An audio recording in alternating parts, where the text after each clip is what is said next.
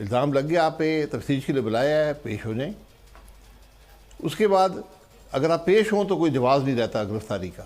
گرفتاری اگر آپ نہیں پیش ہوتے تو نیب وارنٹ جاری کرتا ہے، گرفتار آپ کو کر لیتا ہے.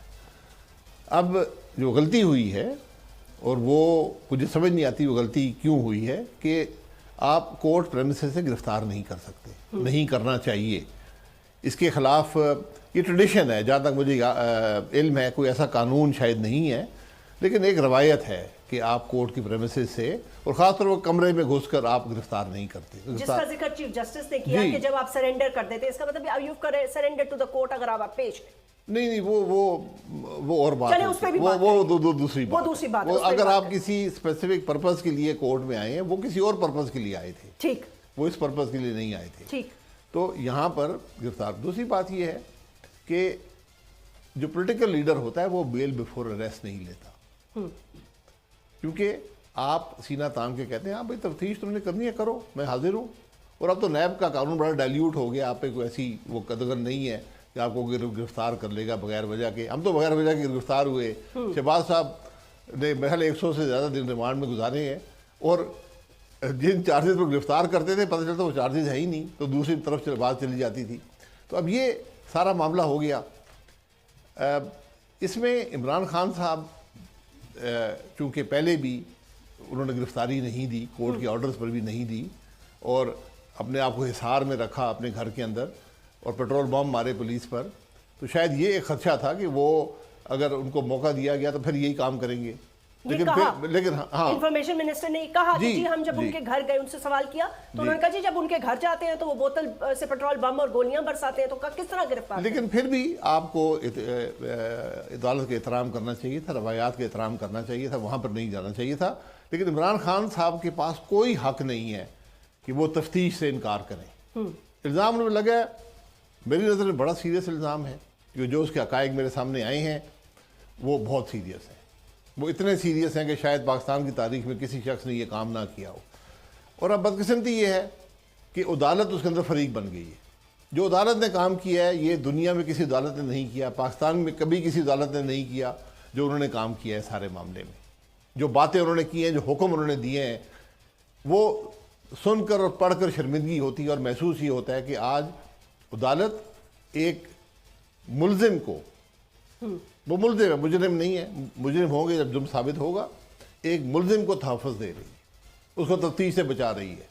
تو یہ موقف پھر پی ڈی ایم کا یا یہ سینٹیمنٹس پی ڈی ایم کے اور پاکستان مسلم لیگ نواز کے اور دیگر پولیٹیکل پارٹیز کے یہ سینٹیمنٹس ہیں بڑے واضح طور پر جس کا وہ اظہار کر چکے ہیں کہ انہیں لگتا ہے کہ عدالت جو ہے وہ کسی ایک شخص کو with due caution، obviously آپ کو پتہ ہے توہین عدالت ہو سکتے ہیں، with due caution کہ یہ ان کا موقف ہے، وہ یہ کہہ رہے ہیں جس کی وجہ سے کل کا دن بہت ہی زیادہ تشویشناک ہو سکتا ہے. بڑے پیمانے پر پی ڈی ایم عدالت کے خلاف پروٹیسٹ کرنے جا رہی ہے. یہ میں نے ویسے کبھی سنا نہیں ہے، انپریسیڈنٹڈ ہے. یہ انپریسیڈنٹڈ ہے، لیکن سارا معاملہ یہ انپریسیڈنٹڈ ہے.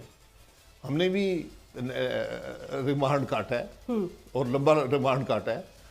تو آپ کہہ رہے ہیں کہ عمران خان صاحب تفتیش میں حصہ نہیں لیں گے؟ نہیں، ہم تو ہمیں نہیں، میں آپ نہیں، مطلب میں عدالت کی بات کر رہا ہوں. ایسا کیوں ہے؟ عدالت ہم تو ڈیتھ سیل میں رہے ہیں. ان کو کہہ رہے ہیں کہ ان کو 3 کمرے کا گیسٹ ہاؤس دیا جائے اور 10 دوست بھی دیے جائیں کہ گپ شپ لگایا کریں. یہ کون سی بات آپ کر رہے ہیں؟ یہ آپ کیا بات کر رہے ہیں؟ عمران خان صاحب ایک دن بھی کسی کسٹڈی میں نہیں رہے. ان کو جو میں نے سنا ہے اور خود انہوں نے کہا ہے کہ مجھے 1-2 کمرے کا فلیٹ دیا گیا تھا جہاں ہر سہولت موجود تھی. یعنی وہ وہاں سے فونز بھی کرتے رہے ہیں. اس کی جو کہ بابر اوان صاحب سے پتہ چل گیا. جی، تو فون کا کس نے دیا، کیسے دیا، یہ میری سمجھ سے باہر ہے.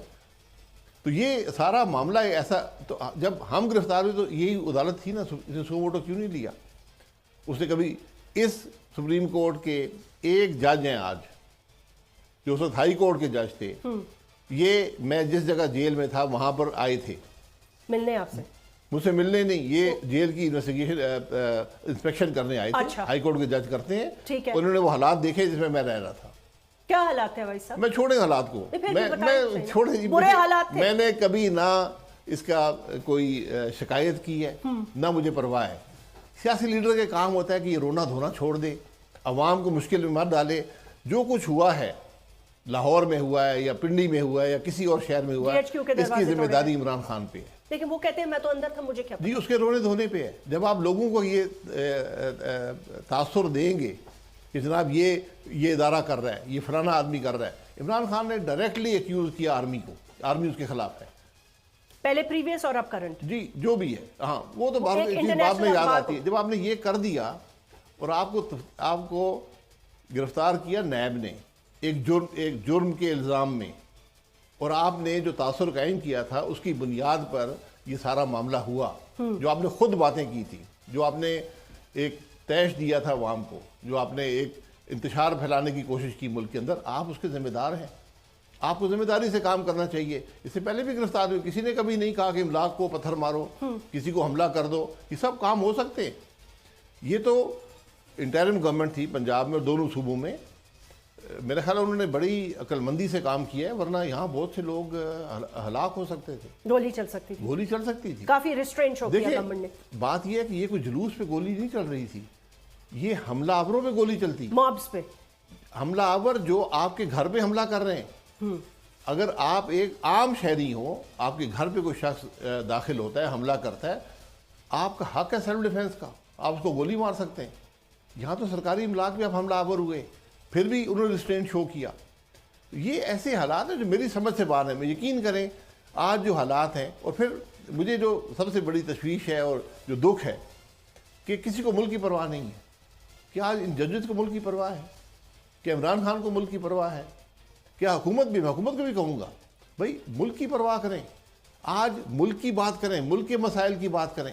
آپ کو ملک کہاں جا رہا ہے؟ مسئلہ یہ ہے کہ عمران خان کو کمرہ نہیں ملا، کہ عمران خان کو دوست نہیں ملے گپ لگانے کے لیے، کہ عمران خان کو آپ لیکن اب ایسا مسئلہ سارا یہ ہے کہ ڈائیلاگ ہو رہا تھا۔ چلے سب سے پہلے تو آج کا ایک اہم دن یہ کہ کل 14 مئی کو آج 14 کل تو 15 الیکشنز کا کہا گیا ہے، تو اب توہین عدالت ہو سکتی ہے، کل وزیر اعظم کو ہو سکتی ہے، مجھے نہیں پتا اور کس کو ہو سکتی ہے، کہ حکم عدولی ہوئی ہے، الیکشنز ہونے تھے، حکم نامہ جاری تھا۔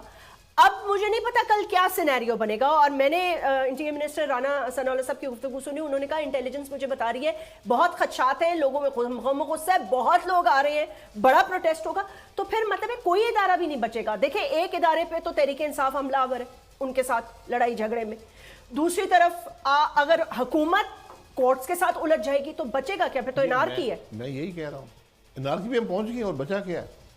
ہم نے فوج کے ہیڈ کوارٹر پہ حملہ کر دیا، آپ کے فوج کی جرنیل گھر پہ حملہ کر کے جلا دیا، آپ دوسرے گھروں پہ حملہ آور ہوئے، فوج کے اداروں پہ فوج کے دفتروں پہ حملہ آور ہوئے، فوج کی فیسلٹیز میں حملہ آور ہوئے، گاڑیوں پہ پتھراؤ، یہ سب کچھ ہوا ہے۔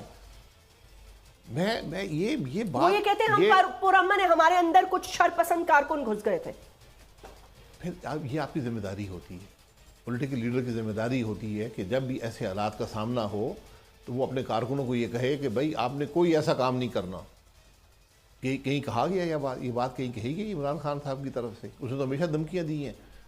اس لیے آج بڑے تحمل اور بڑی سمجھداری کی ضرورت ہے، اور عمران خان صاحب پولیٹیکل لیڈر ہے نا، تو سامنے کریں ان کیسز کا، کہیں مجھے پروسیکیوٹ کرو۔ میں پروسیکیوشن کے بالکل حق میں نہیں ہوں، لیکن پروسیکیوشن اسٹیٹ کا حق ہے۔ کیس حکومت نہیں بناتی، نیب بناتی ہے۔ عمران خان وہ آدمی جس کے دعوے تھے، میں کل جس کیس میں پیش ہوں گا، عمران خان نے کہا میں نے بنایا ہے، میں نے آج ایک اور وکٹ گرا دی ہے۔ میں جس کیس میں مجھے گرفتار کیا ہے جو راولپنڈی میں چلتا ہے، میرے خلاف 2 نیب کے کیس چلتے ہیں۔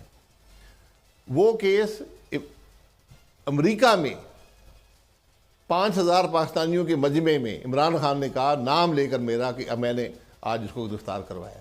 ہاں جب وہ امریکہ کے جی تو یہاں تو کسی نے دعویٰ نہیں کیا گرفتاری کا، یہ نیب کا حق ہے، تو آپ تفتیش میں شامل نہیں ہوئے۔ آج بھی عمران خان پولیٹیکل لیڈر ہے، کہیں میں تفتیش میں شامل ہوتا ہوں، مجھ پہ الزام لگائیں۔ میں ہر روز کہتا ہوں میں کہ میرے جو کیس چل رہے ہیں آپ کیمرے لگائیں اور دکھائیں پاکستان کے عوام کو کون سا جرم ہم نے کیا ہے۔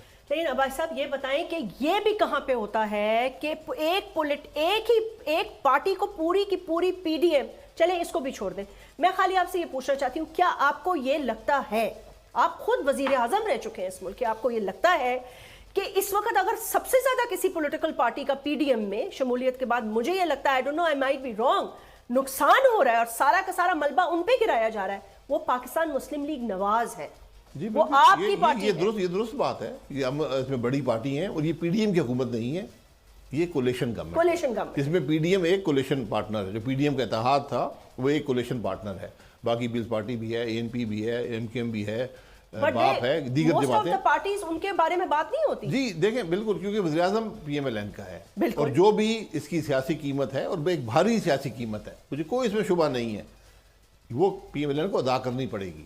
لیکن میں نے ہمیشہ یہ سمجھا ہے کہ جماعت کا موقف یہی رہا ہے اور یہ درست موقف ہے کہ ملک کے مفاد اگر آئے تو آپ ملک کے مفاد کی طرف جائیں، سیاسی مفاد قربان کر دیں۔ ایسا کیا ہونے جا رہا تھا عمران خان کی حکومت میں کہ آخری سال میں جبکہ ان کی پاپولیرٹی بھی ختم ہو رہی تھی یہ ووٹ آف کانفیڈنس لانا پڑا؟ دیکھیں اپوزیشن کی یہ ذمہ داری ہوتی ہے کہ جب بھی حکومت نہ چل رہی ہو وہ اپنی پوری کوشش کرے کہ حکومت کو ہٹائے، اور یہ پاکستان کی تاریخ میں پہلی دفعہ ہوا کہ ایک حکومت کو اپوزیشن نے ہٹایا اور خود حکومت میں آ گئی، یہ پہلی دفعہ ہوا ہے۔ اس میں عمران خان صاحب نے الزام لگایا ہے باجوہ صاحب پہ کہ میری انہوں نے مدد نہیں کی اور آپ لوگوں مجھے بچانا چاہیے تھا مجھے، اور باجوہ صاحب نے بھی کہا ہے کہ میں نے پہلے پورے کر کے دیے تھے جب اعتماد کا ووٹ ہوا تھا، تو یہ آپ خود ہی اندازہ لگا لیں بات کیا ہے۔